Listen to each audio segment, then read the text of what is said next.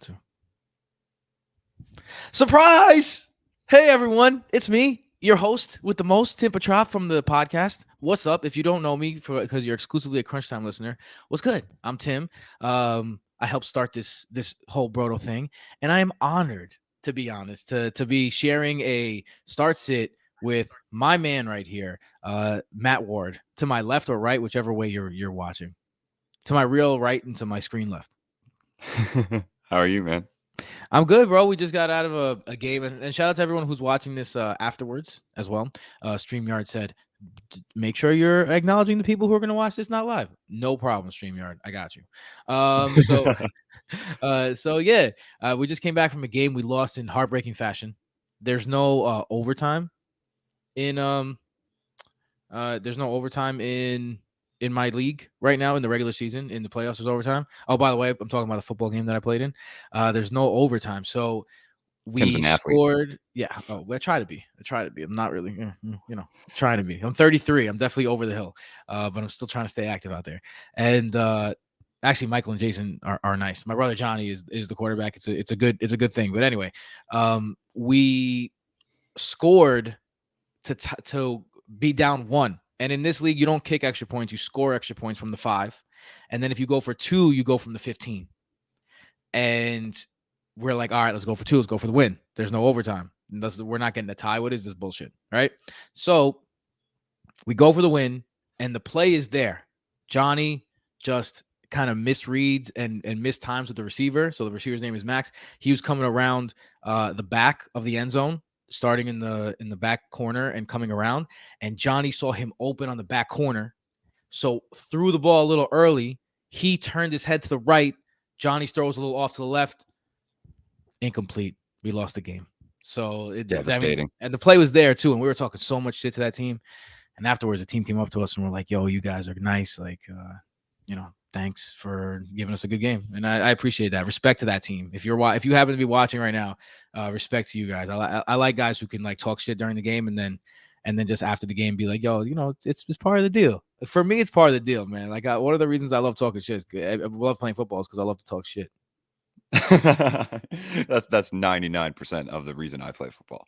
Yeah, I mean, I love to talk shit, bro. I'm Greek from Queens, man. It's just in my blood. With that being said, Matt, can you help me out here? How do I get to these?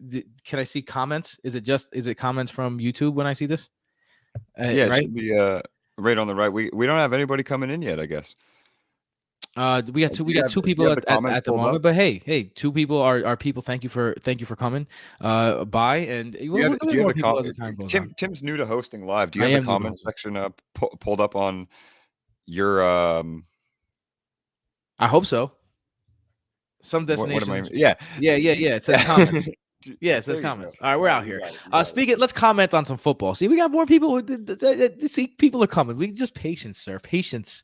Yeah, I'm sorry. I'm like talking. This is just my natural way.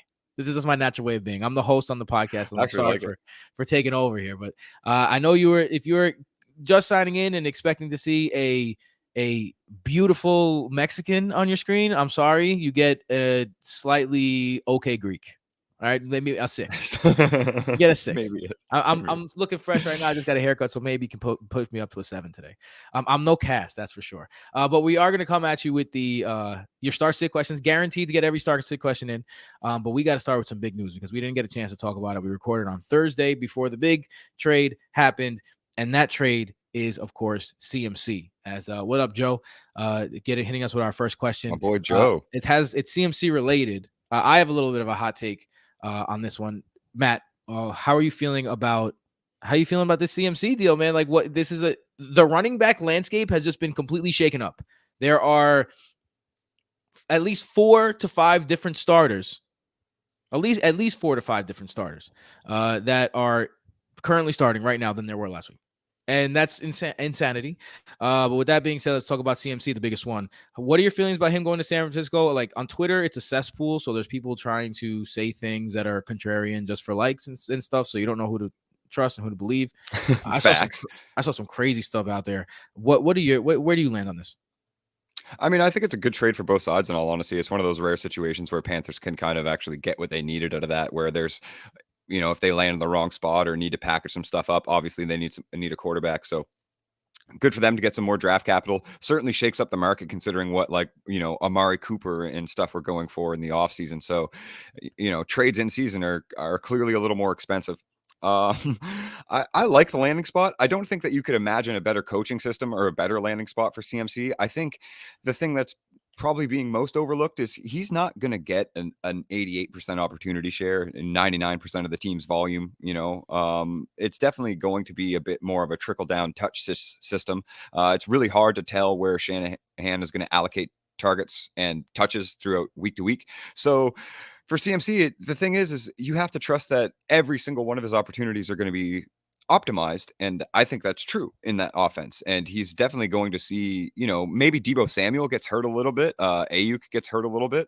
But one of the things that makes CMC as valuable as he is to be able to give up that much draft capital in the first place is he does everything better than an above replacement guy. Like, he's not the best at anything, but he does everything better than the guy, below him on the depth chart. So obviously, that running, like, the whole committee in the 49er system is probably dead as long as CMC is healthy. Yeah, I think that committee is a myth anyway. I think that if you look down at Kyle Shanahan's record, like after he left the Falcons, because he had a committee backfield in the Falcons. If you look through the years, he intended to go with one guy, and it's just the running back on that team always gets hurt. Constantly getting hurt, and injuries is what ended up replacing the guy. And that's just how it's been year after year after year after year. So with that said too, like, I kind of leads into Joe's first question here, which is Foreman or Jeff Wilson in half PPR. And I think,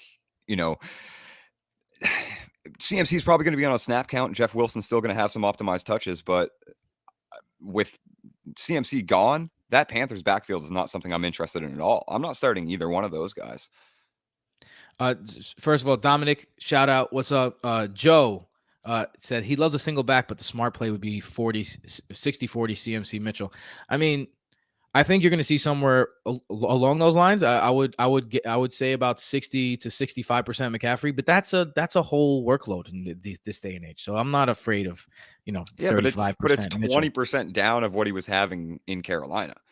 That's true. And like that is a huge drop off, because when you see, and this is a bad example, I'm going to lead this off, but it's our most recent example of volume discrepancies ruining a running back and ruining his upside in fantasy, and that's Najee Harris. Obviously, CMC has a lot more skill and talent than Najee Harris, but a 20% opportunity share drop is dramatic.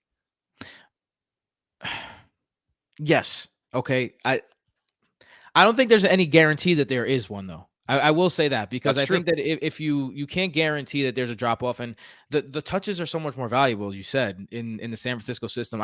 If I'm a CMC manager, I am thrilled about this. Now the timing is a little bit off, though, because this week you're banking on a touchdown. There's no way that he's getting 70% of the carries today.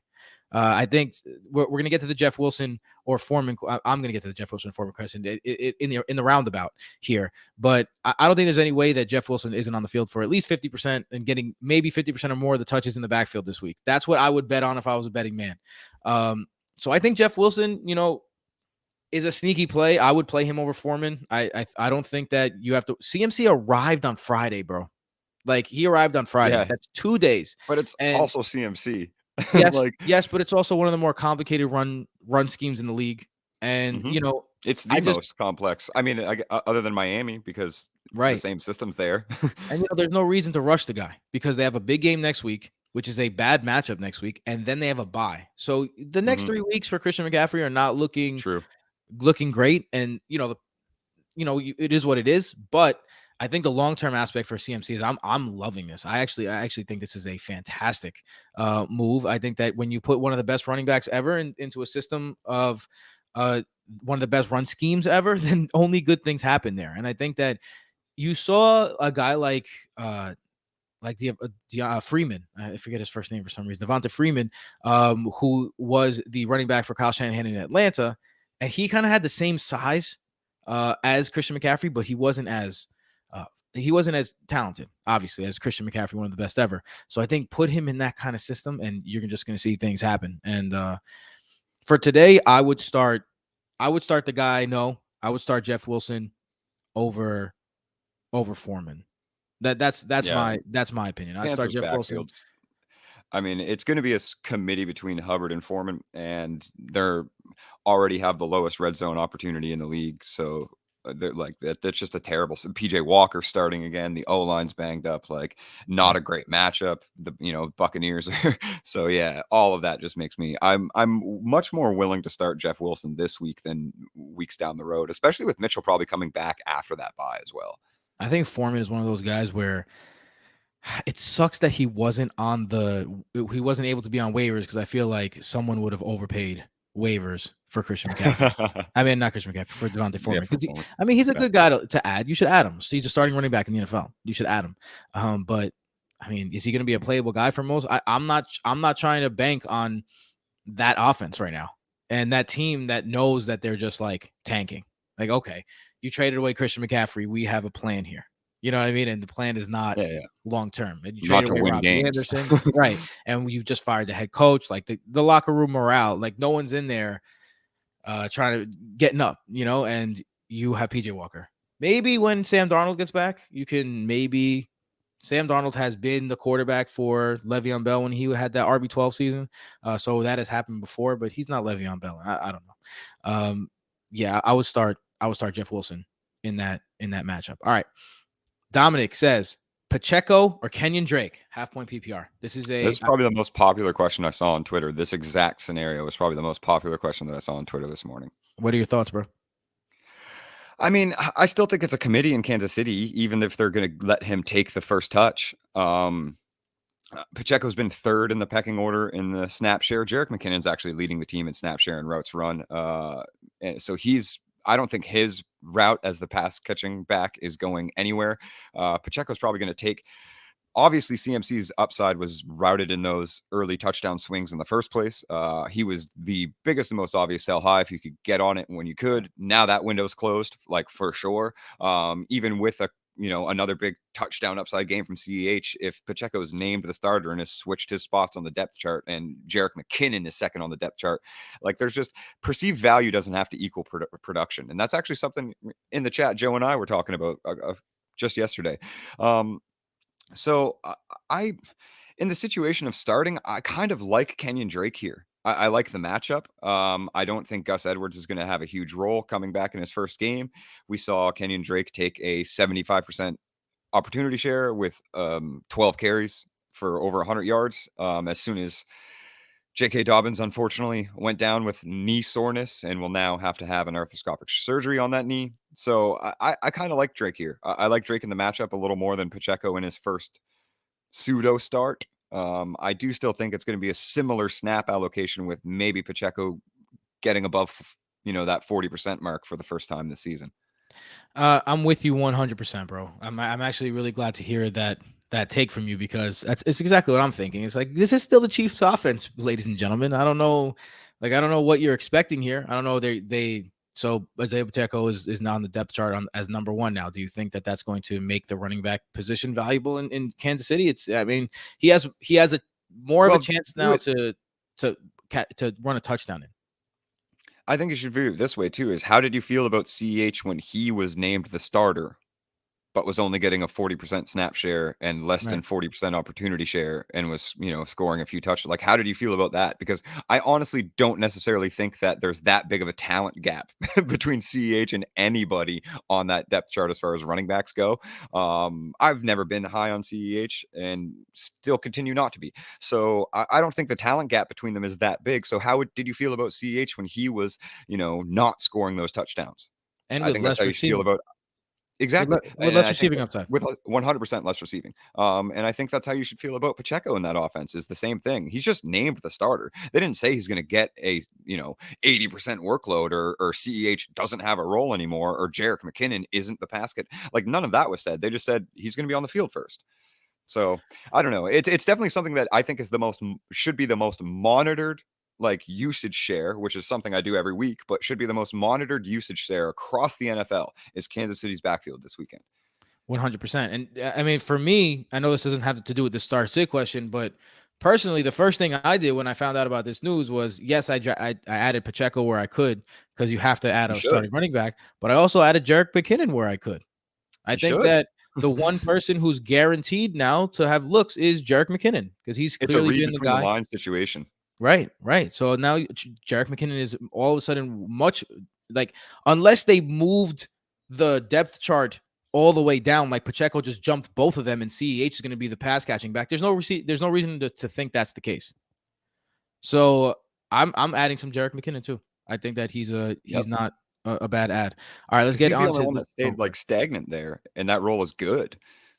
And Kenyon Drake. I think he's a great play this week. I think they're not going to Yeah, roll same. Gus Edwards out of bed into the workhorse. Now, next week, maybe this is a different conversation, particularly if Gus Edwards gets looks good in the carries that he does get. But I think Kenyon Drake is the play over Pacheco today.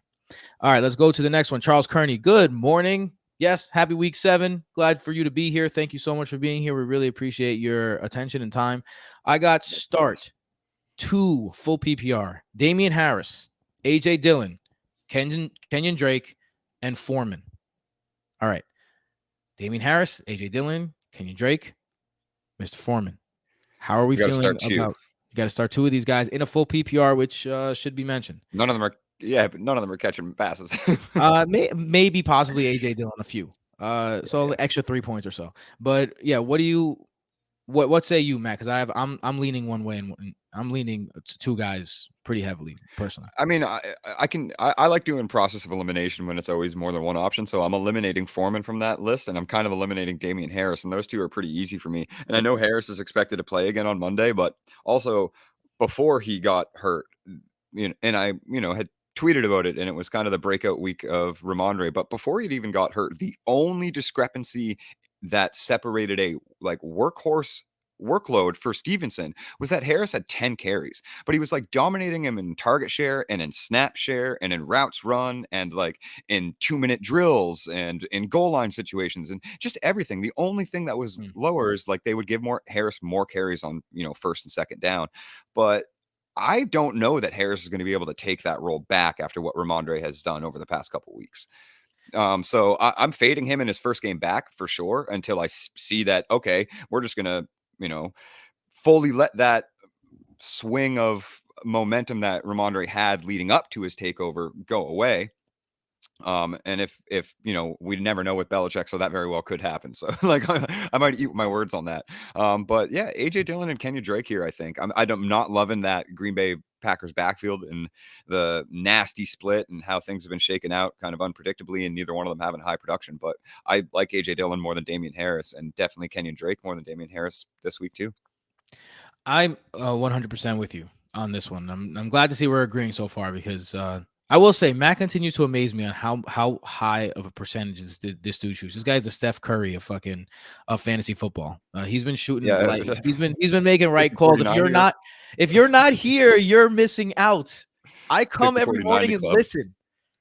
You've made great starts. You've given me great start sit advice so far. So if we're agreeing, that's good news so far. So yeah, because I gotta say AJ Dillon. I like this next one.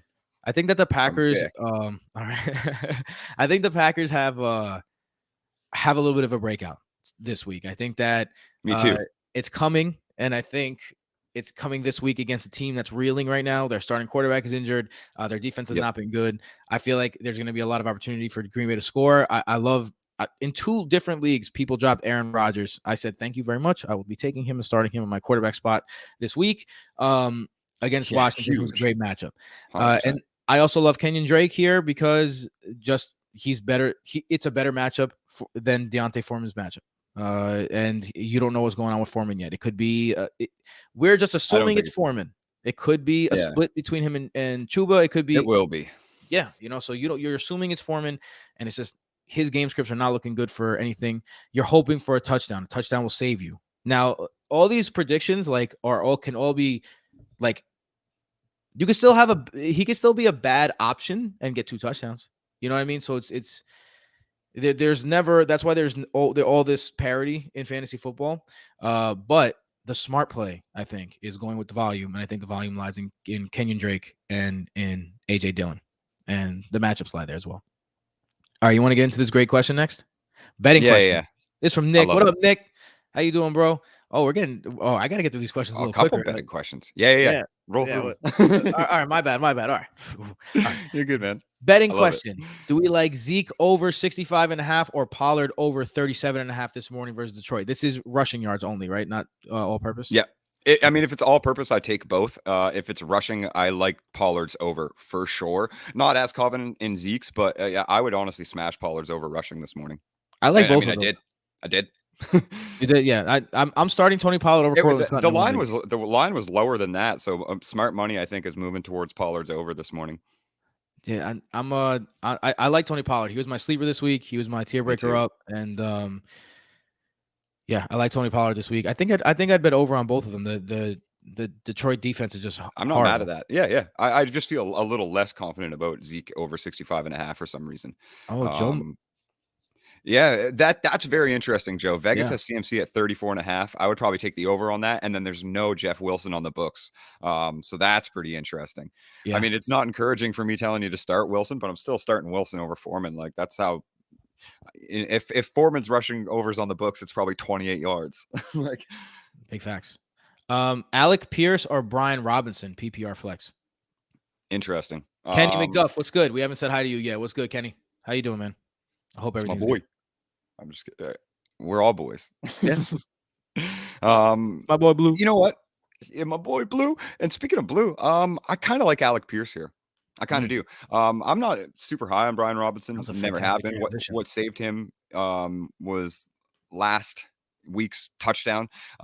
His first game in. Obviously, we didn't expect much, but it wasn't overly encouraging. And then second game in, production to volume didn't really give us much to hope for, but did find the end zone. Shout out to the Thursday prop bets because I nailed that. But it's not good to see the way that backfield's shaken out. We still know what J.D. McKissic is. He's the pass catcher. He's taking that work away from Robinson. He's taking it away from Gibson.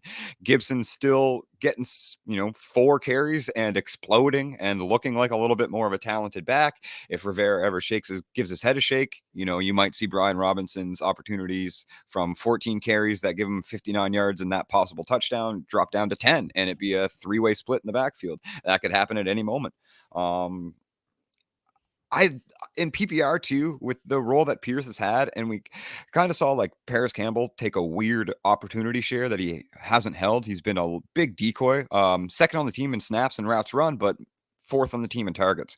So looking at Pierce's opportunity share and his snap share start to rise closer to what Paris Campbell has had. And now that he's, cleared his injuries and that was just his first game back from missing as well last week where he caught that big touchdown.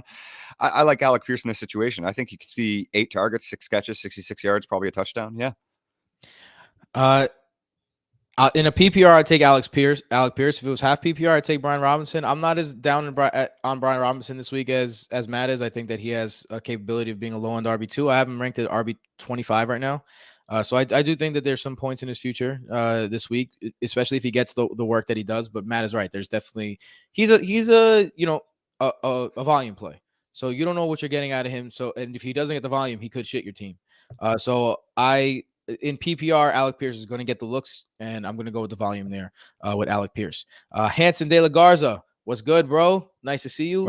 Nice to see everyone, of course. Oh man, this is I'm gonna put this is a double one because I think this one by Andrew Croucher or Croucher. Hope I said it right. And Dominic both kind of together. Dominic said maybe Pacheco more in the near future. And Andrew says, drop Jake for Pacheco if I'm not starting Drake this week. This is an interesting one because this is a very, very, very interesting one. What are your thoughts on this to start? Yeah, so maybe Pacheco in the near future a little bit more. Yeah, I mean, they obviously like the kid because we've had like 2 very bad offseason stories with 2 very high profile wide receivers in Ja'Marr Chase and Justin Jefferson. Everybody hates offseason training camp news, but there's always a read between the lines situation, even like we were, saying earlier on, and they like the kid. They like the kid. He's very fast. And with the way that Andy Reid uses running backs is nothing's really up the middle. So he likes speedy backs that can just stretch to the sidelines. And Pacheco has that talent. As long as he doesn't fumble, I do think that he could continue to peak that roll up. So with that said, if you don't need a guy like Kenyon Drake, who someone like Gus Edwards will probably continue to up his role throughout the season as well, as long as he can stay healthy. I know Dobbins' knee was a bad thing, but you were seeing his opportunity share increase. He had that big 2-touchdown game, and then he had a 70% opportunity share the next game, but obviously didn't produce. And then the third game, the knee injury happened again. So they trusted, their medical staff enough to give Dobbins an increased workload, and they like Gus Edwards. We saw Dobbins and Edwards have a significant split in the past. So I think Gus Edwards could easily overtake Kenyon Drake beyond this week. I would absolutely, if I don't need to start Kenyon Drake in any spots, Pacheco's a much more interesting pickup for the future. I agree. Here's the deal, though. They're both kind of the same. They're both going to be in a split backfield. So who do I want? Because the Ravens situation is better towards the Ravens, exactly. Right. Well, but is but it? you never know. That's true. Because Pacheco a has more large upside. portion of the Chiefs' touchdown allocation have been to one position, and it's surprisingly not Travis Kelce. It's the running backs. Yeah. A large portion of their touchdown allocation have been to that backfield. So it's a better situation for volume, like a volume rusher, surely. But undeniably, the touchdown scoring upside, and as unpredictable as it is, touchdowns win you fantasy weeks, and the Chiefs are scoring more touchdowns than the Ravens. So situations are not that much different. But because it's a volume offense in the rushing game towards the Ravens, I do agree with you in that sense. It is a bit of a better situation. I'm running back needy in one of my leagues, and it's a 10-man league. So there's a plethora of wide receivers on the wire. I had to make that option. I have Gus Edwards. I had him on the IR, but they just took him off, so I had to make room for him. I have Drake. I have Edwards, and I wanted to add Pacheco. So I made the decision to cut Curtis Samuel because there's a plethora of wide receivers on the waivers to hold all three of them. I think that this week is going to be a really educational week on these guys. We're going to really be able to learn about them, but you have to pick them up in advance. And if it was me, I would drop Drake for Pacheco as well, because there's just more upside there. If you miss out, you miss out, but you got to take these risks. All right. So Smitty's next. I have an absolute doozy for you guys. Have to pick up a tight end with Higbee on bye and Waller hurt. My best options are Bellinger, Dulcich, Otten, Moreau. Dulcich was my stream of the week. Really easy for me, to be honest. Go ahead. What do you got? It's Bellinger. Yeah. Dulcich was my stream of the week. In my opinion, Bellinger, I don't hate that. Dulcich would be my number one tight end streamer this week too, right? Because of roster Bellinger percentages. Better. Legit. I mean, I think was always a better prospect. I had him ranked higher. I'm happy that Bellinger's kind of hitting in my tight end rank, so to speak. But in reality, it's just like, look at that Giants depth chart. Tony's still not even like practicing or playing with the team. Wan'Dale Robinson's 5'7" and a phenomenal athlete, and probably better than Rondale Moore. But that's what you're getting Rondale Moore-esque production that's going to be tied to touchdowns. A lot of really, really low depth of targets. They have to draw him up looks, and he's going to have a pretty low snap percentage for the entire season. I really like Daniel Bellinger in this offense. He's their number one receiver. He's the number one wide receiver, and he's talented enough to handle that position. I agree. I agree. Yeah, I think Bellinger's the play. I think that I don't usually like rookie tight ends, but rookie tight ends don't usually get the rookie slot straight receivers? Up volume that this guy's getting. This guy is has fantastic volume. And so keep riding. Every single week has been from 70 to 83 to 89 to 99 and a 92% route participation last week, obviously with the touchdown as well, and leading the team in targets every week except for Darius Slayton's kind of crazy 12 target game. Like Bellinger's a legit starting tight end from week to week to week to week. None of those options really have that to me. Yeah, I mean, it should be noted the Jaguars have been good against tight ends, but they've also given up 9.1 points per game to the tight end. If you're getting 9.1 points per game out of your tight end, you're having a parade. All right, let's go. Oh, yeah.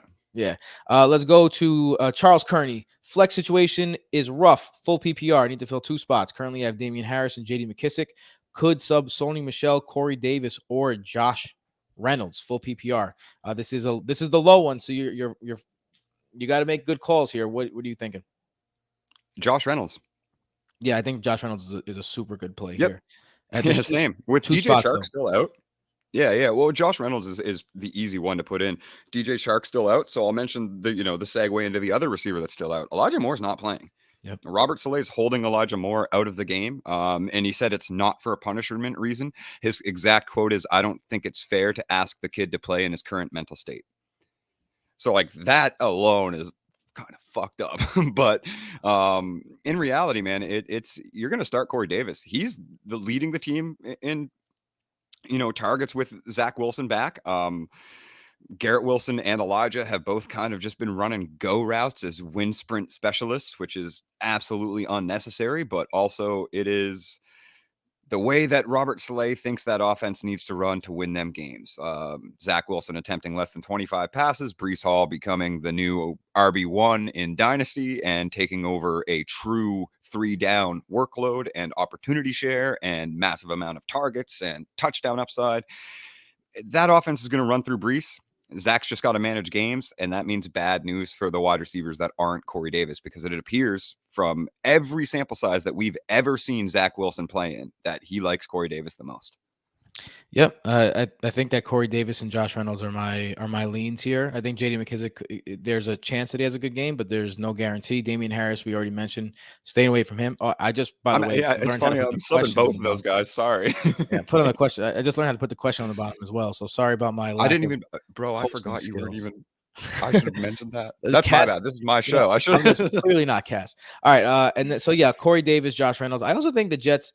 I think a lot of people putting too much into the fact that the Jets didn't pass at all last game. Last game was a weird game. It wasn't one of those games. They blocked. Now they blocked a punt. They had a fumble at the 30, at the Packers' own 30. They had a lot of short fields, so that's why they didn't have offensive numbers at all, because when they had to go the long fields, they got stopped, and then when they had the short fields, they scored on runs. So, like, as someone who watched the game closely, I could tell you, like, that's not the Jets. Everyone's kind of like projecting that to be the Jets offense, where Breece Hall is just going to carry the load and Zach Wilson's going to be conservative. I don't think that we can make that assumption quite yet, based on these last 2 games that kind of just played in their favor because of the defense playing out of their minds. The defense right now is hard to stop, and you can tell it's just talent everywhere on that defense. So, yeah, I lean Corey Davis, and I think that Corey Davis could have a nice solid wide receiver 3 floor right now. And Josh Reynolds is, I mean, it's a bad matchup. Good. Yeah, it's a bad matchup, but it's a bad matchup for Amon-Ra, though. There's some opportunities. Dallas is going to put up points. It's Dak's first game back, and Detroit allows 38 per game. Like, it's a good matchup when you think of game script for Josh Reynolds, because Amon-Ra is going to get doubled and shadowed, and somebody going to be catching passes. Swift ain't there. Yeah, I agree.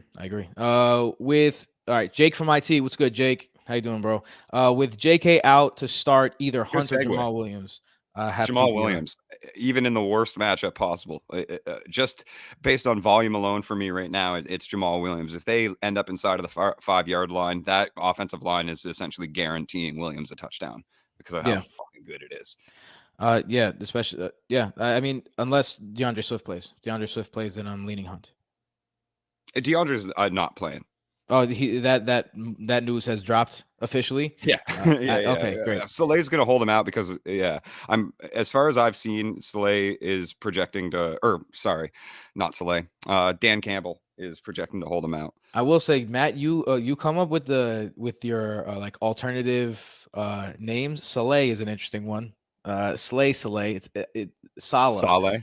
It's a Salah. Yeah, it's you know what it is? It's I grew up around around a lot of Egyptians, and I think Robert Saleh is Egyptian. So I know Egyptian I think you're right, last names. By the way, I'm not questioning it, but I just throw a last name. I also, Goonie. I thought that said Goonie Tunes. Looney Goons. My team. That's why. I mean, that's even better. Why I don't know that. That's why I don't know that Swift news, because I was playing. All right, let's get to start 3. Half PPR, Drake, Wilson, Curtis Samuel, Kirk, Boyd. Oof, Smitty. Tough one. Starting 3-2. So again, my process here is always, bottom up process of elimination.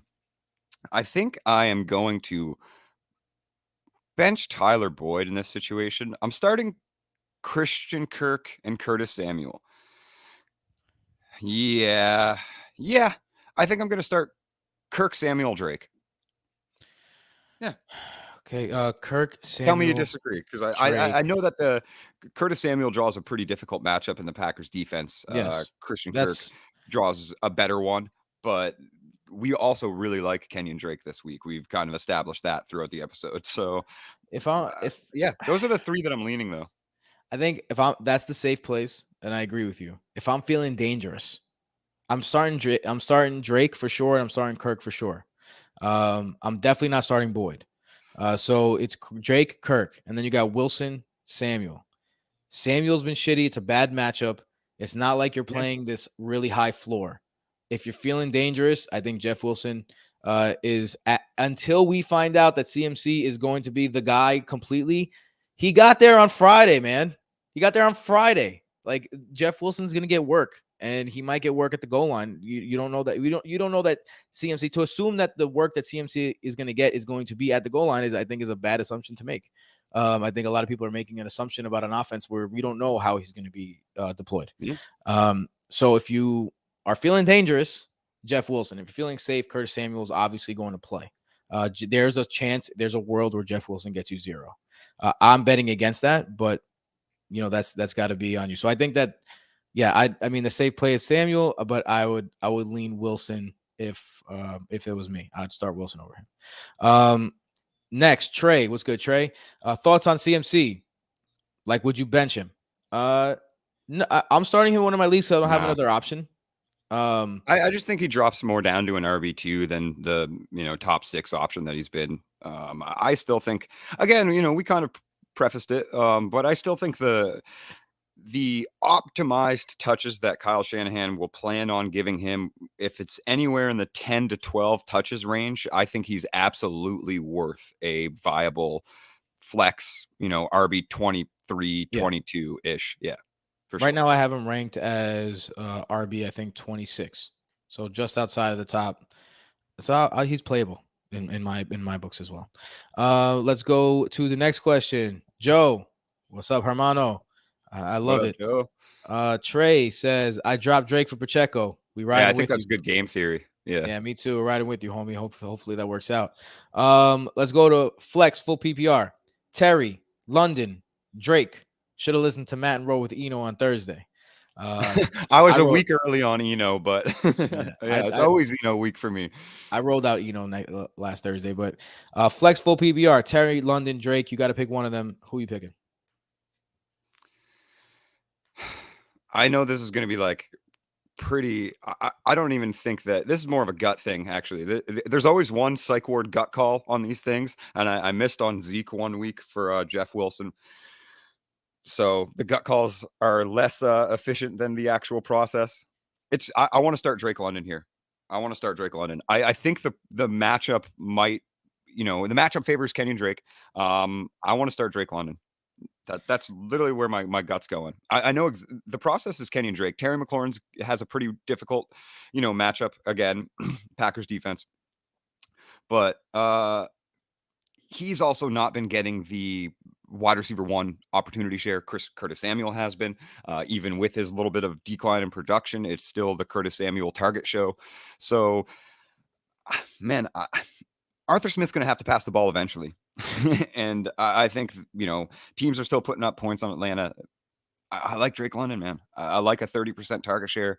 I think the bubble's going to pop, and he's going to put up those week 1, week 2 numbers again soon. We're gonna have our first disagreement here. I'm gonna go with the process, Mr. Matt. I'm gonna go. I'm gonna go with Drake. I think I just don't know.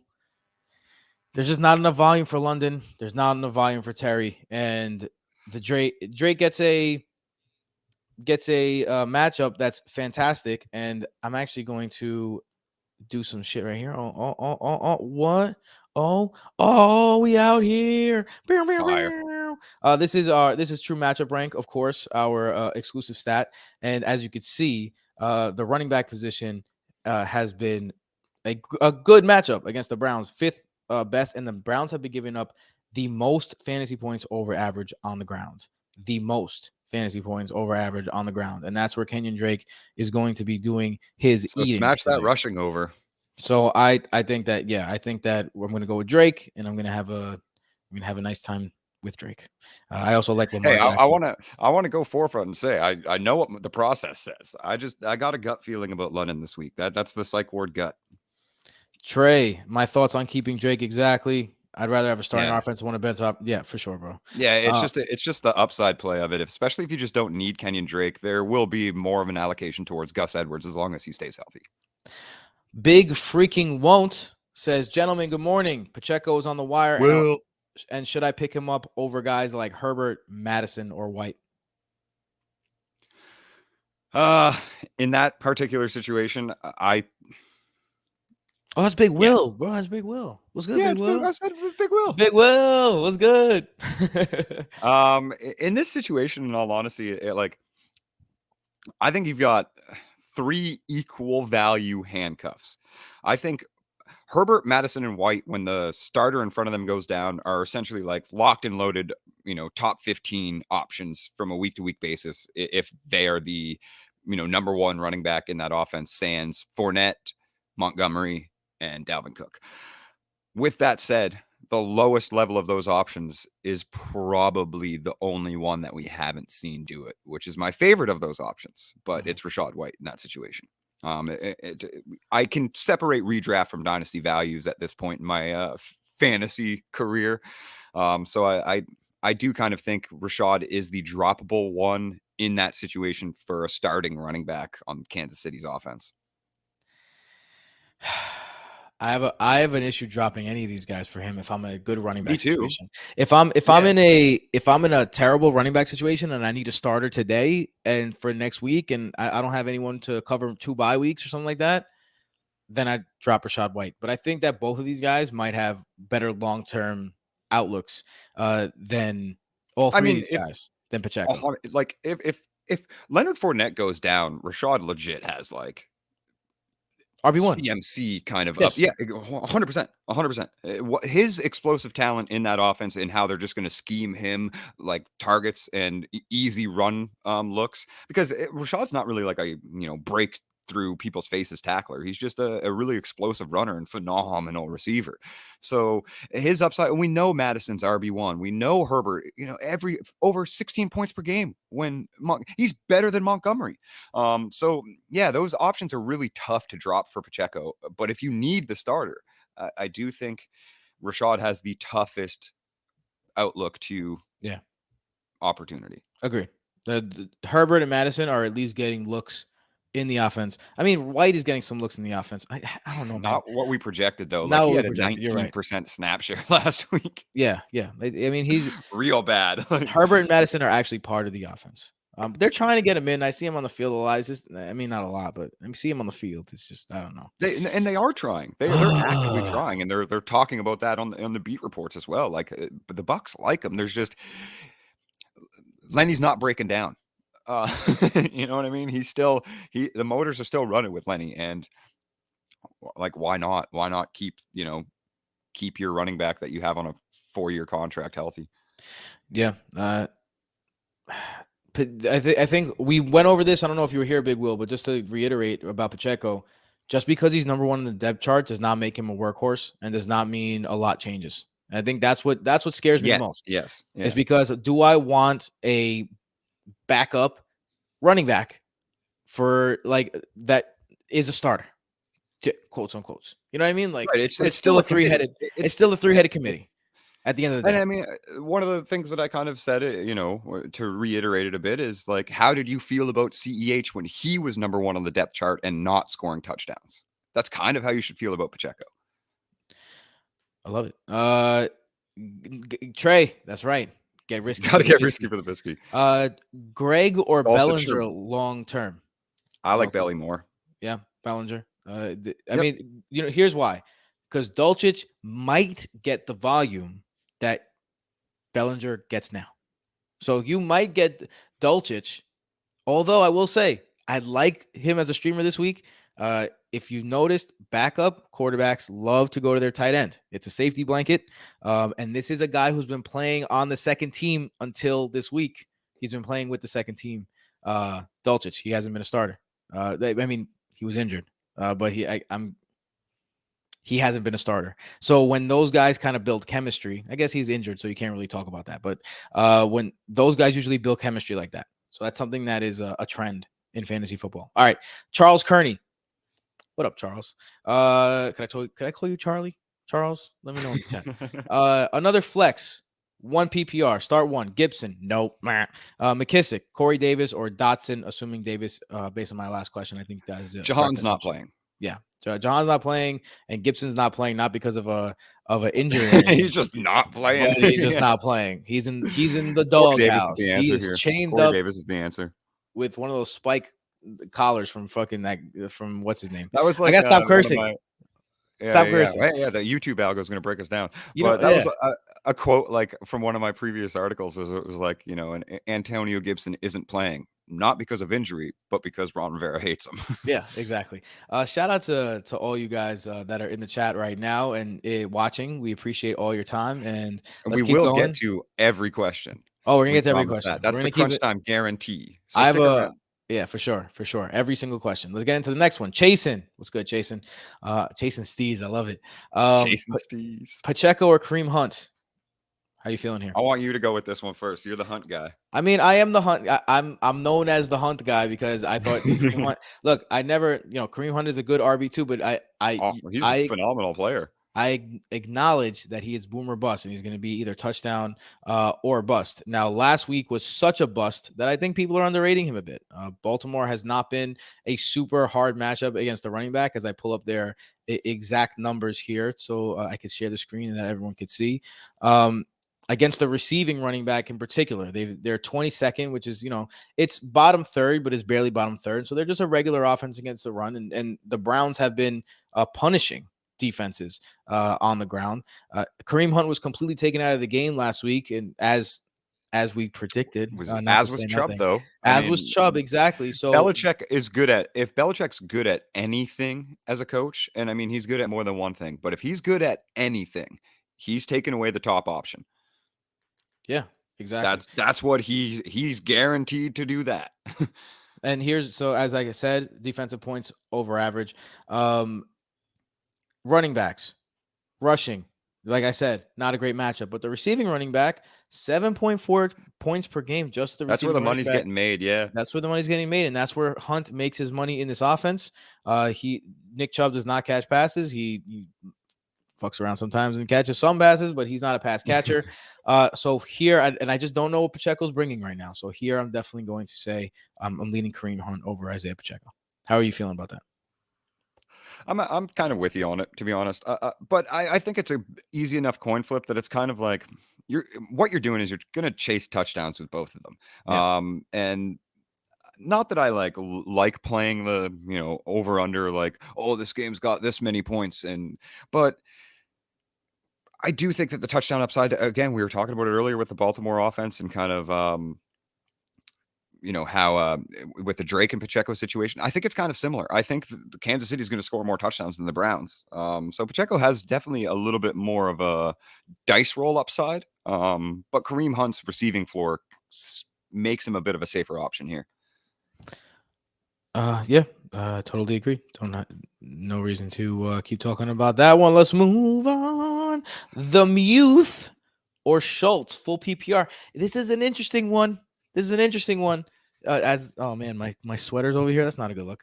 That's an interesting one. What say you, Matt? I'm gonna put you on the spot for this one. Ha! Why is it interesting? Well, it's interesting because Dalton Schultz is my sleeper up tight end of the week. The Cowboys survived without Dak. They went 4-1 with Cooper Rush under center as their franchise quarterback recovered from that injury to his throwing hand. And Schultz kind of appeared to be the only member of the offense that was not doing well while Rush was calling signals. He caught 2 passes for 18 yards over his last 3 contests. So obviously, not even tight end like 5 material, like, very, very bad. But it's also worth noting that Schultz has been nursing a minor PCL injury in his right knee, an injury that is reportedly good enough for his snap limitation to be removed in this contest. And it also is the first contest that Dak Prescott is back, which in 2 seasons with Dak, and I mean, 1 season kind of with a recovering Dak, Schultz was top 10 in points per game for the tight end position, or 11th and then third. So, his chemistry with Prescott, I think, is a big part of how he was producing his numbers. And it's the tight ends are kind of one of those positions where it is a little more QB dependent as far as targets are earned. Casanova's done a study on that. It's still, they command their own targets, but it's definitely offensive scheme and quarterback dependent a little bit more. So to kind of wrap that up, they get the Lions in both of their first games back together, who allow 12.4 points per game to the tight end position. That ranks 5th in true matchup rank with a points over average of 41.7. So a 41.7% boost from Schultz's 3.6 obviously isn't even that much of a, improvement. But I think with Dak back and them turning up that offense a little bit, sans Cooper Rush under center, I feel really, really good about Dalton Schultz kind of climbing his way back into the limelight today. Sorry for cutting you off on the camera while you were talking about that, Matt. I don't know what the hell happened there. Yeah, it's all me. I'm like a newbie host right now. You could tell this is crazy. Cass, we miss you, buddy. Let's get into the next question. Joe, what's good, Joe? Start one in my flex. ETN, Gallup, Sutton, full PPR. For me, this is an easy Travis Me too. ETN call. Yeah. Yeah. How you feeling about that, bro? I feel phenomenal about Travis Etienne. First week that he actually overtook James Robinson in snap share and opportunity share, for that matter. And he had 111 scrimmage yards, I think, overall on 12 touches, 12 total touches. Man, Travis Etienne's an explosive dude. And people need to remember, too, that like this is his rookie season. He's played 6 games rather in the NFL. That's it. So a 6-game breakout, 7-week breakout, that's when you see rookie RBs take over the backfield. That's when Jonathan Taylor took over. I mean, Hines injury happened, yes, Marlon Mack injury happened, but still, kind of every single running back goes through that. They learn the offense and then they take it over. And ETN seems to be doing that with James Robinson. And James Robinson is just not getting those explosive runs like he had in the beginning of the season that was upholding his RB1 potential. Those explosive runs are gone. And we even saw like JaMychal Hasty break a big one. So those explosive runs are available on that offense. And now James Robinson's not performing. So Travis Etienne's going to continue to take over. And it has always been, even with Robinson's big week, the more effective back on a per touch basis. So if he takes over more touches than Robinson, that's just going to become more and more apparent to the team. And it's going to be really difficult for James to take over that role, something that I predicted back in February. Yeah. So yeah, and this matchup is a great matchup for ETN as a pass catching back as well. It's happening in New York the exact same way it's happening in Jacksonville, but everyone's very quick to crown Breece Hall, but they're not noticing the same exact thing is happening with Travis Etienne, because Travis Etienne hasn't had that blow up game yet, but he's been playing very well in real life, even though it hasn't translated to super fantasy success. And he gets a fantastic matchup, as you can see, the defensive points over average again here. The Giants have had a very easy schedule. Now, I'm not hating. I know it's easy to say that, but the Giants have had a very easy schedule. So this defensive points over matchup, as you can see, they've been allowing 14.7 points to the quarterback. So everyone's like, oh, they're great against the quarterback. That's 18.9% over the average of the quarterbacks that they've played. They're actually the 10th best matchup for quarterbacks, right? So that's something that you have to take into consideration here. And also, they're the 8th best matchup for rushing. Now they've been good against the pass catching back, which is Travis Etienne's specialty. So maybe he can get a slither around that. But even if they can't, he's going to be getting the targets. I mean, not the targets, the opportunity. And you got, on the other hand, Michael Gallup, who's still returning from injury. Dak's first game. You don't know how much he's going to go to him. There's no guarantee there. So I'm staying away from Gallup if I can this week and letting that play out before I jump the gun. And then you have Courtland Sutton, who has a backup quarterback, Brett Ripien, and playing against, a very good secondary in the Jets with Sauce Gardner and DJ Reed. So I think the answer is clear here. I'm starting Tony Pollard over Courtland Sutton in one of my leagues. That's how I feel about Courtland Sutton. Sutton's on the bench everywhere for me. Yeah, so that's how I feel about Courtland Sutton this week. All right, let's get into speaking of Tony Pollard. Pollard over CMC. Full PPR. Matt, I see that No. face. No. Man, honestly, this one is more, less kind of about. Obviously, Pollard has the best matchup for essentially a running back in the league right now against the Detroit Lions. He's got big play explosivity. They're going to put up a lot of points against that defense. Love that matchup. Love Pollard. I can't bench CMC for a Pollard tier player. I can't live with myself if he takes those 10 touches that he gets for over 100 scrimmage yards, which he's more than capable of doing. Like, he literally averages like 8 yards per touch. So, I can't live with myself if that production is also attached to a touchdown. Matt, I'm going to disagree. You're not. You're a crazy human. Here's why. First of all, Tony Pollard, my sleeper, my guy that I think he's a startable player this week. And just to tell you why, just to show you a little bit of a reason, I told you, it's the like Lions, second best matchup against the run. As you can see, they've been giving up 22 points per game on the ground alone. And Tony Pollard is an explosive back. Now that's a great matchup.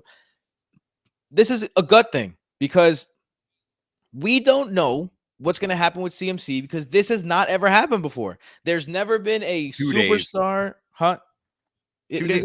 2 days. There's never been a superstar running back traded that has 2 games to get acclimated. And we don't know what's going to happen. We have no practice reports. And anyone that tells you they do know what's going to happen is lying. So because of that, it's very team dependent.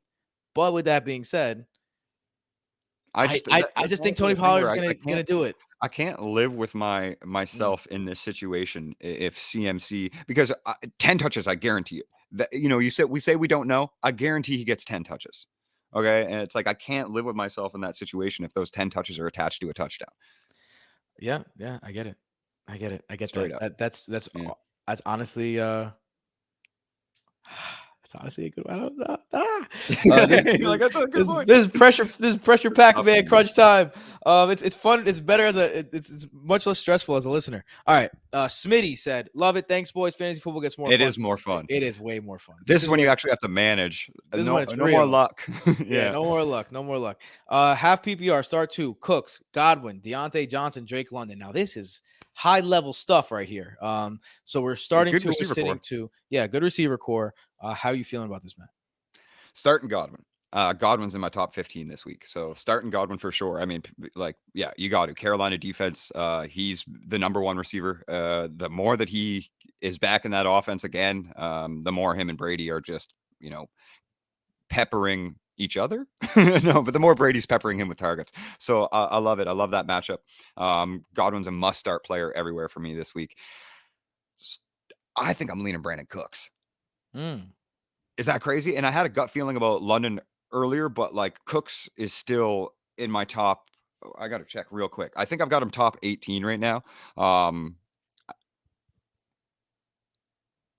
19th. Okay, so wide receiver 19. I'm not feeling great about Deontay Johnson as much as I love him. Not feeling super great about that guy in that offense lately. And Pickens has performed and Claypool performed, and Deontay has just yet to do so. Definitely a little worrisome. Obviously, the target share is there, but the production is not. The true target value is not. The yards after the catch is not.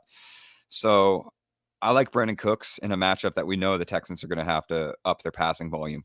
And against a tough rushing defense can probably shut down Dameon Pierce, which is going to end the run game early for them often. I like Cooks in this matchup. I do like Drake London this week. I told you I had a gut feeling about it, but Cooks and Godwin's going to be my pick here.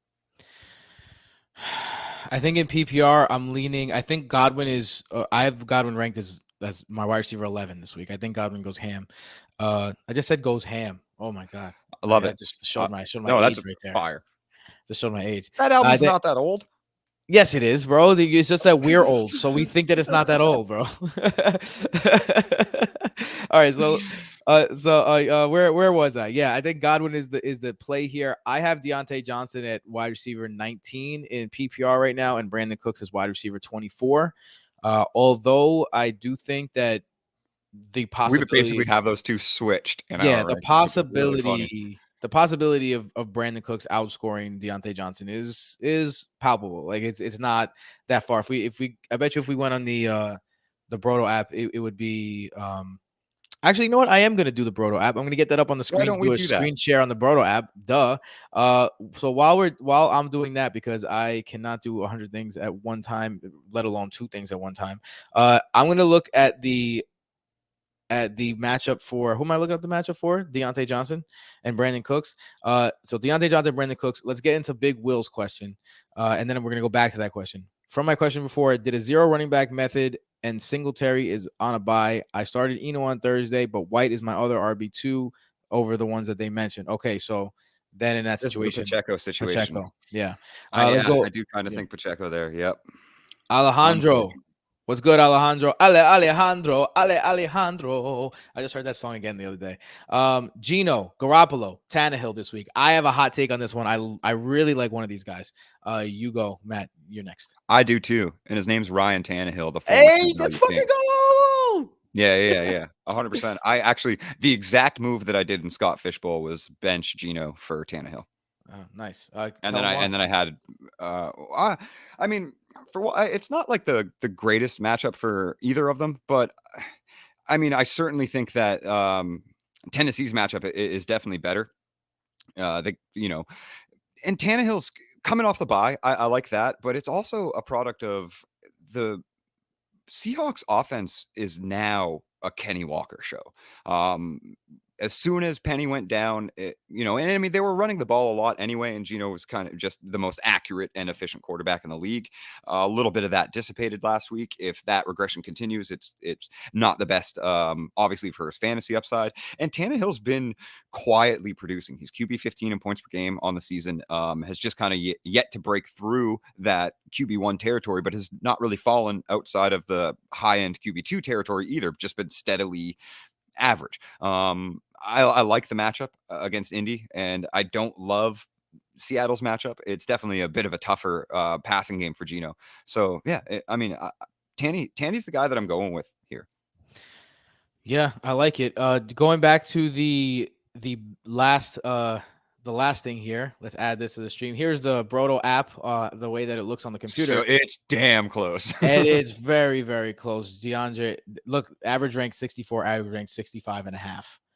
So obviously this is a very, very close one called what I call a coin flip for sure. Yep, go with your gut on that one. Those are the ones where you go with your gut, 100%. In terms of Ryan Tannehill this week, I love me some Ryan Tannehill this week. This is one of those situations where Ryan Tannehill. Matt Ryan. Oh, sorry. Right. Go ahead. No, go ahead. Go ahead. I was saying, like, look at what Matt Ryan's been doing, and kind of, last week was obviously his best week in fucking years. But now that offense is healthy, Jonathan Taylor, like, I think that game's a sneaky shootout.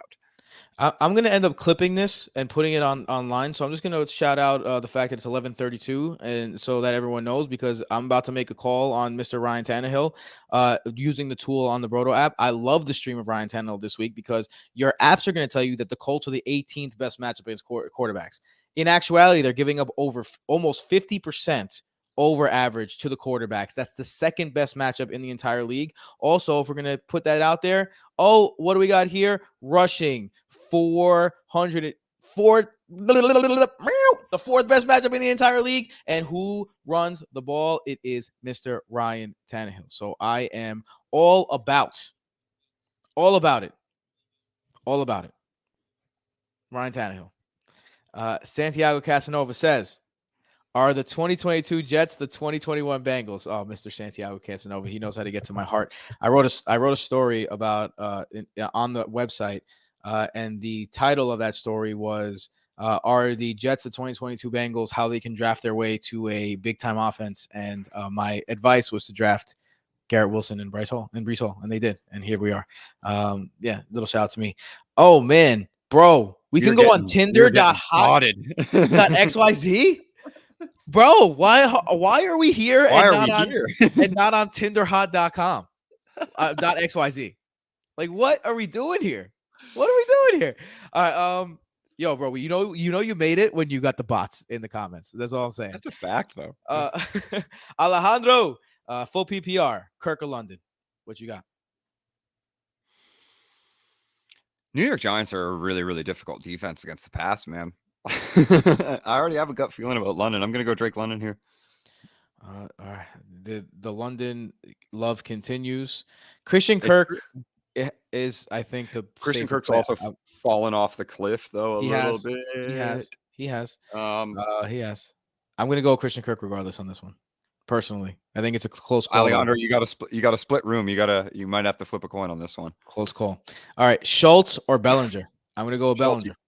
Bro, okay, why? Well, Schultz is my sleeper, man. Schultz is my sleeper. I've got him in the top 13 options. It's funny, actually. I do have them back to back in rankings. I have them back to back in rankings too. I have them back to back. I have Bellinger 14 and Schultz 15. So you're a little lower on both of them than I am. I am. But I mean, I do think Schultz is essentially like in projection wise, like I do like to do a little bit of, stat projections as well.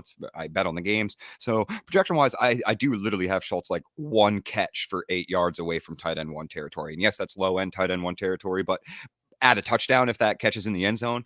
I mean, yeah, I feel good about Schultz. This matchup has Dalton Schultz, comeback game written all over it. Yeah, injury reports in beat reports sometimes are a little tough to navigate, but they're all pointing positive towards Schultz and his chemistry with Dak Prescott. So I kind of like him. I really like him. I'm gonna go with Bellinger because of the volume.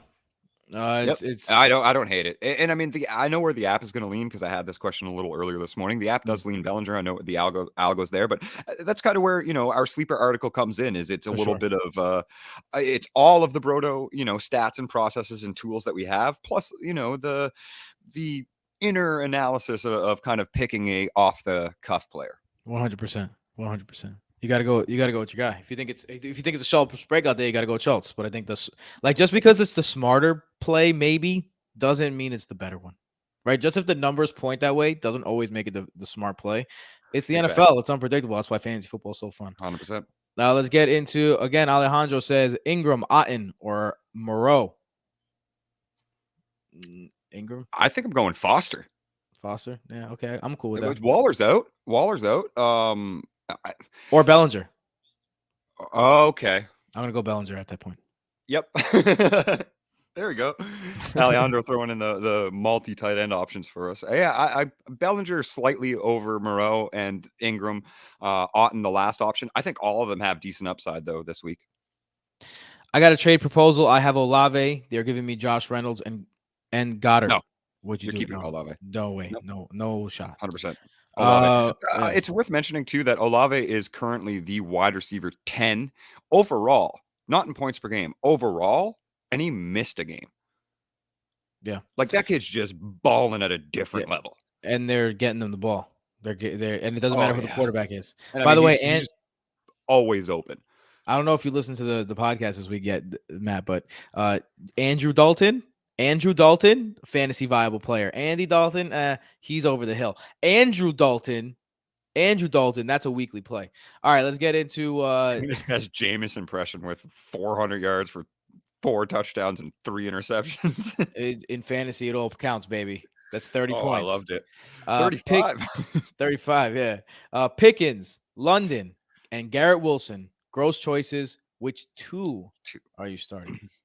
Pickens in London. I know you have a feeling about London. I don't want to go. I do. Let me go to my rankings to see where I got these guys at. Right. I mean, I think Pickens. I think Pickens in London. Start here. Pickens Miami's defense is yes. Miami's defense is an exploitable matchup. Pickett back under center, who Pickett is targeting Pickens at an insane rate. I think it's something above 75% of all of his dropbacks in his first 2 games were to George Pickens because they were. He had that big 50 attempt performance where Pickens led the team in targets too. So yeah, I mean, he loves that kid. My rankings say London and Wilson. My heart says London. My heart says Wilson and Pickens. But I'm gonna go think with that's the fair. I'm gonna go with the numbers. I'm gonna go with the rankings because that's when I did the heavy research. I did this is just off the top of the head kind of stuff. It's all the research conglomerated into what I got here. But then again, but you can't really like the research that you're doing, you can't really like just remember every single thing, every single detail. So that's when you go to the rankings and make sure. All right, Andrew Croucher. I did this before. Have Waller out, Njoku, but Everett hit the wire. Who would you rather? Who would you rather roster? I think for this week, I'm playing Gerald Everett. Long term, Njoku. Yeah, I agree. I agree with that. Yeah, I would. I really like David Njoku, and I really like him long term, and obviously an increased boost when Watson comes back as well. But he's just been their wide receiver 2 and their tight end 1. Target shares there, opportunity shares there, routes run per targets per route run is there, route participations there, and the production has been there as well. He's quite efficient with those opportunities lately. All of that can be said about Gerald Everett as well. But this week, Keenan Allen's a game time decision, likely be held out because of their bye week next week. He just wants to, may as well take the extra week. Not a must win game per se. I mean, every game's a must win game in the NFL, but I think Everett's season long is less upside than Njoku because Njoku doesn't have anybody coming for his opportunities. Yeah, I agree. I think that I'm 100%. Big Will says Trevor Lawrence, Marcus Mariota, or Ryan Tannehill is a streamer this week. Tanny, man. I'm all on Tanny. I got him ranked as a wide receiver 1 in my latest rankings. I had him just out QB1. Yeah, I had him just outside of QB1 in my most recent updated rankings. But after the show, they're my most recent updated rankings that were like at like before the show started have him as a QB1. I think that he is definitely he has the best matchup, and he's there. And people don't know it's the best matchup because they don't have the tools that we have, but you have the tools that we have, so this is a phenomenal matchup. All right, let's get with the big news. That's right. Batman is active. Oh, he said Batman. Batman is active in Gotham City. Everyone, Bateman active. Oh wow, let's go. Good news. Bateman good news. Active. That is great news, especially if you have Lamar Jackson. Sexy boys, what's good, Themi? We are going with Bellinger or Dulcich half-point PPR. We already talked about this. We definitely are gonna go to. We like Belly. Cass says Matt is spitting at around 11:36. He said that. Alejandro Swift is out. It's official. Yeah, just got that news. Yeah. We had that a little earlier, but it is official now. That news is now official. Muth or Russell Gage, half PPR, no premium. Muth. Yeah, Muth there. There's no even guarantee that Russell Gage is gonna be good. Yeah. Or see a target. Or see a target. Yeah, there's no guarantee. All right. As I move Jamal Williams into my Jamal Williams now takes his rightful place as RB17 this week against Dallas. For those of you who are tough defensive matchup, but we were already kind of projecting Jamal in that role. You were. I hadn't heard that news before this. I was playing in the game. A little bit ahead of the game. Yeah, as always, the encyclopedia. Oh, himself. This is so Bateman easily if he's active now. Jeez. Yeah. Just Bateman. Lock that in. Yeah, Bateman over more. All right. Constantine said Gonadas. What's up, Constantine? Constantine Gonadas. I can't tell. Is that like a Latin of some sort of descent, or is that Greek? Because Constantine is a Greek name. So we'll see. Morning, boys. I hope he tells us. Non-PPR, Dylan, London, Bateman. Oh, boy. Who sits in non-PPR? So you have to sit one. Okay. It's London for me. I know that. Yep.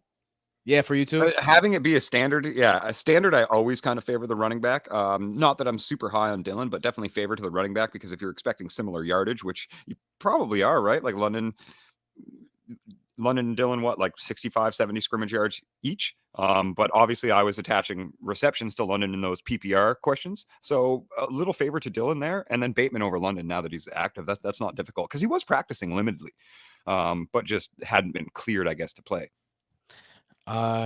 Constantine, Greek. Yeah, I knew Fire.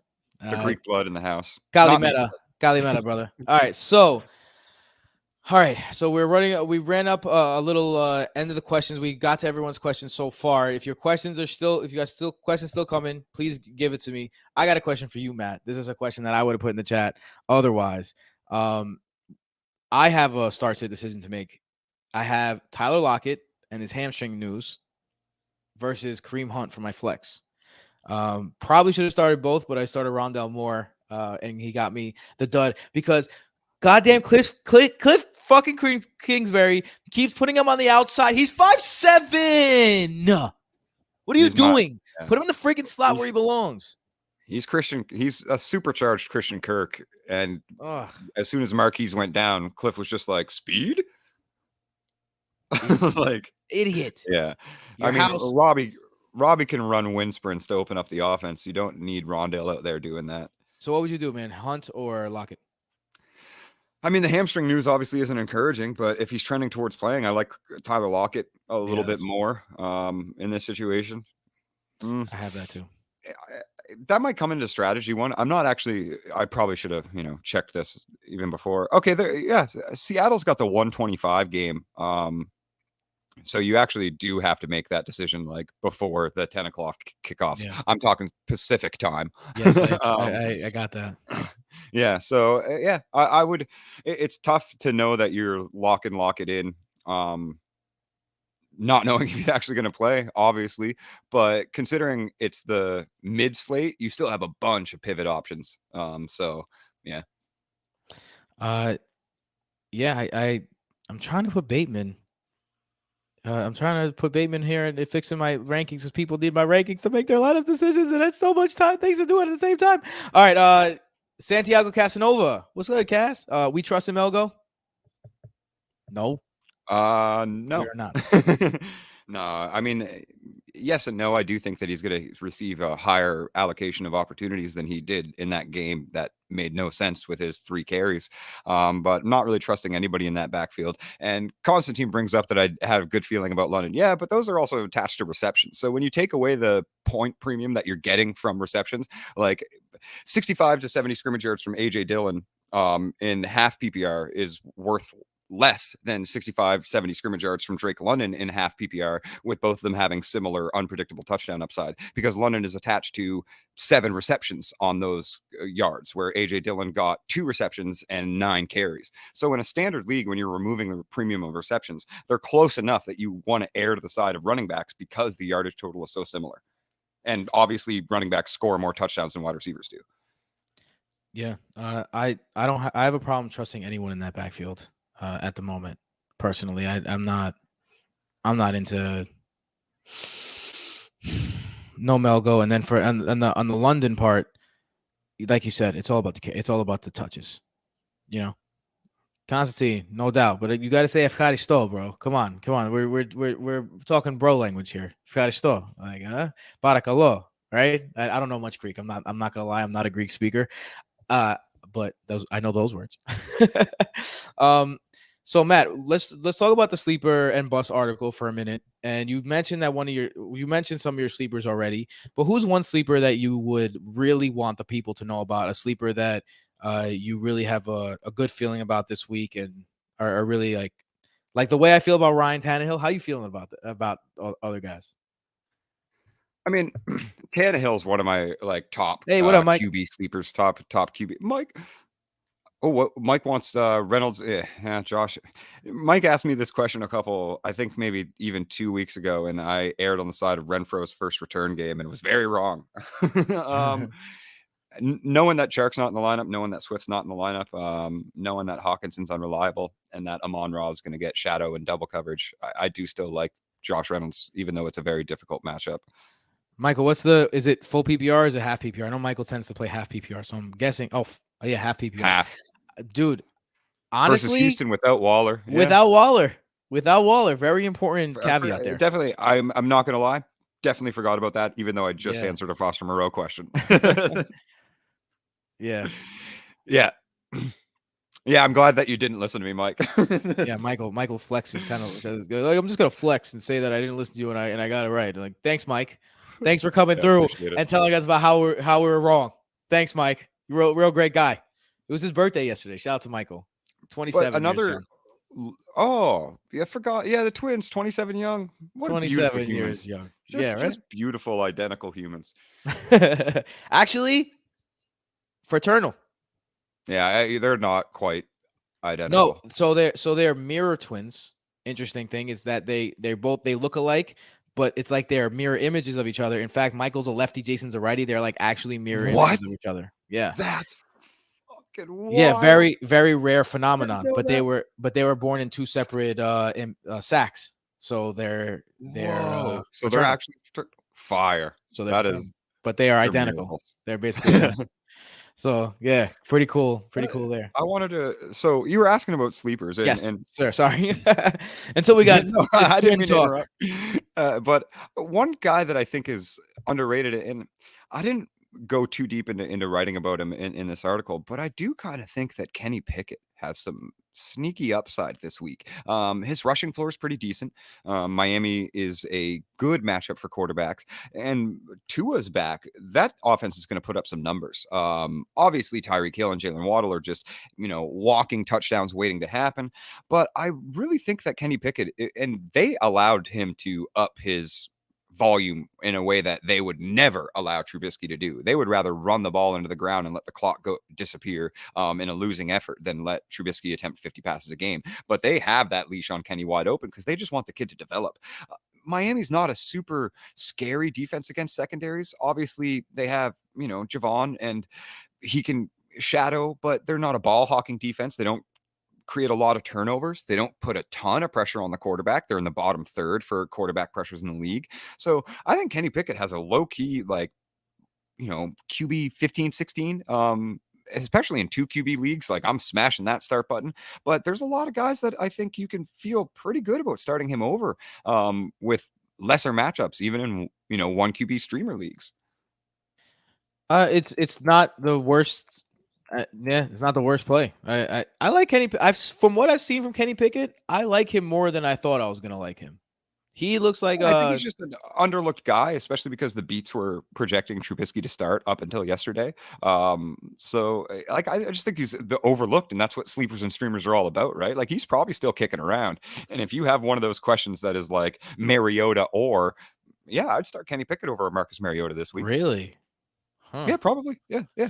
That's right around where I think his ceiling of points production is, just based on how we've seen the volume of Atlanta's offense play out. Now that doesn't mean that Drake London is any less of a start for me. Like Cooper Kupp's averaging more points than Matthew Stafford is, so that connection is a little bit of a misnomer in fantasy. Wide receivers can still put up decent numbers when their quarterbacks aren't, especially if the targets are there, and then London's targets are there. But I like Kenny Pickett's ceiling this week. Like I really do. I think that Miami and the Steelers are going to, Miami's going to put up points on the Steelers rather. And, we know how bad that rushing attack is. So if the Steelers want to stay competitive in that game, Kenny Pickett's going to have to produce points. I don't want to call this a win already, but our instincts may have been chosen right, because Jason just texted the Broto chat and said Chuba, the starter, Chuba Hubbard. So if you were, I kind of felt like that was going to be the case. I mean, here's the thing. That draft capital that they possess, this is more of a kind of dynasty game theory, but you have to analyze, the real NFL market when you're looking at the dynasty market as well. And the draft capital that they now possess after that CMC trade, it would be very, very silly for them to do anything other than allocate all of that capital to, if they want to do it this year, CJ Stroud or Bryce Young. If they wait another, then, Williams or Quinn Ewers. So that running back position, yeah, they're probably going to grab another one a little bit late, but why not take your second year running back and just see if he can handle it? Yeah, he's looked pretty bad. But what if he pops, and what if the hot hand rides a little bit longer? And then you don't have to allocate that draft capital to a running back again. And obviously you're not in a position where you're one running back away anyway. So it makes sense. It has made sense the whole time that Hubbard would be the one that they would lean over Foreman just to see. and that's based on the Panthers depth chart that just got released, according to Jason. So, also probably not. I'm not excited for any running back in Carolina. To be honest, I really wish that this happened on a No, I'm not. Monday, so that people We can already talked about that. waste their fab. it's still a brutal committee with very low scoring upside, very low passing work, very low red zone opportunities. They're Very not going low to move the blank. ball. Very low, yeah. Fill in the blank. So it's still all of that, but it makes like it should have been more obvious to everybody that Chuba was going to be the starter. J Petrop or T Petrop for the Looney Goons, half super flex, half PPR. By the way, Looney Goons, of course, the Looney Goons didn't take home victory today, but that's all right. I mean, if you're going with Johnny Petrop, then it's got to be Johnny because he's the quarterback, The and you start a quarterback in half point PPR. If you're going Jason, it's got to be Jason too. Jason is like the number. I'd call him the number 2-3 target on the team, and also always liable to take an interception back to the house every game. So Jason, very important part. Me, I'm more of a possession tight end. Get the crucial yards, 50-50 balls, the fight guys, box them out. I actually love that. Yeah, so that's my role. I'm not really. I caught a touchdown today. Jeremy though, Shockey over here. I caught a touchdown, so if I guess full PPR, Jason might have edged me, but I might have edged Jason today in stats. Well, I don't know. We'll compare tight end later. premium. It's Tim. Oh, tight end premium. I got him today. Yeah. That was an upset. All right, let's go into Smitty. Do you trade DK Metcalf and Christian Kirk for Amon-Ra? Half point PPR. I don't think that I do.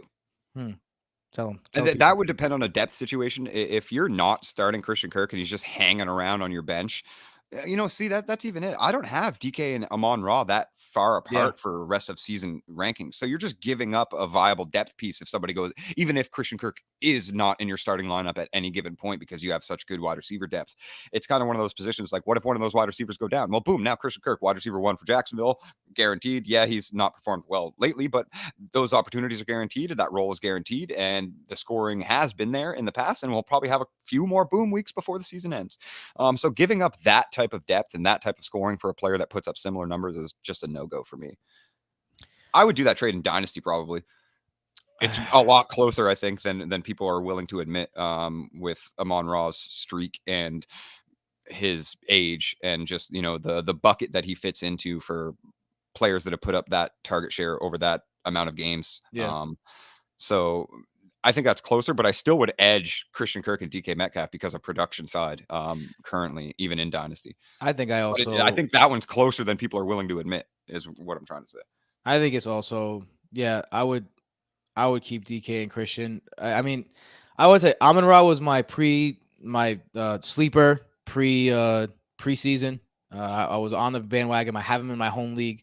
So I am invested in Amon-Ra continuing that. I don't have full confidence in the Lions continuing to put up the offensive output that they did when Amon-Ra was a wide receiver 1.